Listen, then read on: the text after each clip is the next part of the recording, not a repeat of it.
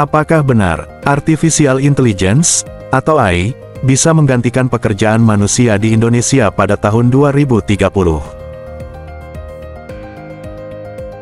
Pertanyaan ini bukan sekadar wacana. Teknologi berkembang begitu cepat, dan kita sudah mulai melihat dampaknya dalam kehidupan sehari-hari. Kasir di minimarket digantikan mesin self-service.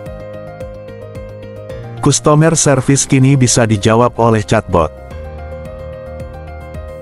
Bahkan, pekerjaan akuntansi dan administrasi bisa dilakukan oleh software otomatis dalam hitungan detik. Tapi, seberapa besar ancaman ini bagi kita? Apakah benar Indonesia akan menghadapi gelombang pengangguran besar-besaran karena AI? Mari kita kupas faktanya. Dunia sedang memasuki era revolusi industri 4.0. Teknologi digital, robotika, big data, dan kecerdasan buatan menjadi tulang punggungnya. Indonesia juga tidak tinggal diam. Sejak beberapa tahun lalu, pemerintah mencanangkan program Making Indonesia 4.0 untuk mempercepat adopsi teknologi di berbagai sektor. Namun, di balik peluang besar, ada risiko yang tidak bisa diabaikan. Menurut laporan World Economic Forum, sekitar 85 juta pekerjaan di seluruh dunia diperkirakan akan hilang akibat otomatisasi pada tahun 2025. Tapi menariknya, di saat yang sama, 97 juta pekerjaan baru akan tercipta. Artinya, bukan hanya kehilangan pekerjaan, tapi ada pergeseran besar dalam jenis keterampilan yang dibutuhkan.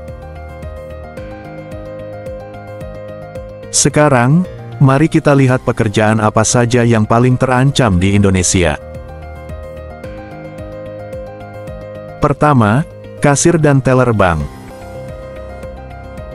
Kehadiran mobile banking dan self-checkout sudah mulai mengurangi kebutuhan tenaga manusia.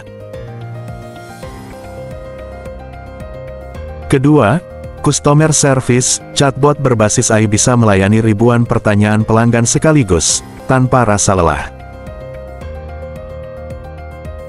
Ketiga, supir dan transportasi. Dunia sedang menguji mobil tanpa supir. Jika teknologi ini matang, sopir taksi, truk, hingga ojek bisa berkurang drastis. Keempat, administrasi kantor, input data, akuntansi dasar, hingga pekerjaan sekretaris sudah mulai digantikan software otomatis. Bahkan profesi yang dulu dianggap aman, seperti jurnalis atau konten kreator, kini mulai terpengaruh. AI mampu menulis artikel, menciptakan musik, bahkan menghasilkan desain dan video hanya dalam hitungan menit. Tapi jangan buru-buru panik, di balik ancaman itu, ada pekerjaan-pekerjaan baru yang justru akan tumbuh. Contohnya, data analis dan data scientist. Perusahaan akan butuh banyak tenaga ahli yang bisa membaca dan mengolah data. AI spesialis dan software developer. Mesin tidak akan ada tanpa manusia yang membuatnya. Cybersecurity expert, semakin banyak sistem digital, semakin tinggi pula risiko kejahatan siber. Lalu ada juga digital marketing dan konten strategis. Meski AI bisa membuat konten, manusia tetap dibutuhkan untuk memberi arah, ide, dan kreativitas. Dan jangan lupakan profesi yang berbasis empati, guru, psikolog, konselor, perawat, dan seniman. Pekerjaan-pekerjaan ini sulit digantikan AI, karena melibatkan hati, jiwa, dan interaksi manusia. Sekarang mari kita bicara dampaknya untuk Indonesia. Dengan lebih dari 140 juta tenaga kerja, sebagian besar bekerja di sektor informal, manufaktur, dan jasa sederhana. Jika AI masuk tanpa persiapan, jutaan orang bisa terdampak. Namun ada sisi positifnya, AI bisa meningkatkan produktivitas industri, mempercepat layanan publik, dan membuat segalanya lebih efisien. Bayangkan sektor pertanian dengan drone dan sensor pintar. Sektor kesehatan dengan AI diagnosis. Atau UMKM yang menggunakan AI untuk strategi pemasaran digital. Kuncinya adalah edukasi dan reskilling. Kalau tenaga kerja Indonesia bisa dilatih ulang dan diarahkan ke pekerjaan baru, maka AI bukan ancaman, melainkan peluang. Menurut riset McKinsey, sekitar 23 juta pekerjaan di Indonesia berpotensi tergantikan otomatisasi pada 2030. Tapi, jangan lupa, diperkirakan juga akan muncul 27 hingga 46 juta pekerjaan baru, terutama di bidang teknologi, kesehatan, pendidikan, hingga energi terbarukan. Artinya, jumlah pekerjaan secara keseluruhan bisa bertambah. Namun hanya untuk mereka yang mau beradaptasi. Yang paling berbahaya bukanlah hilangnya pekerjaan, tapi hilangnya kesiapan manusia untuk belajar keterampilan baru.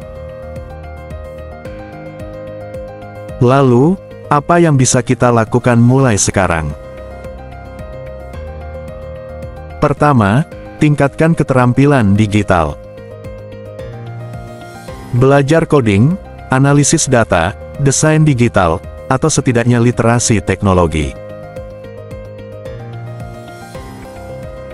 Kedua, asah soft skill kreativitas, empati, komunikasi, dan kepemimpinan adalah kemampuan yang sulit ditiru oleh mesin. Ketiga, belajar sepanjang hayat. Dunia kerja berubah begitu cepat. Siapa yang berhenti belajar, akan tertinggal. Keempat, berani beradaptasi, jangan terpaku pada satu profesi saja. Fleksibilitas adalah kunci untuk bertahan di era AI. Jadi, apakah AI akan menggantikan pekerjaan manusia di Indonesia tahun 2030?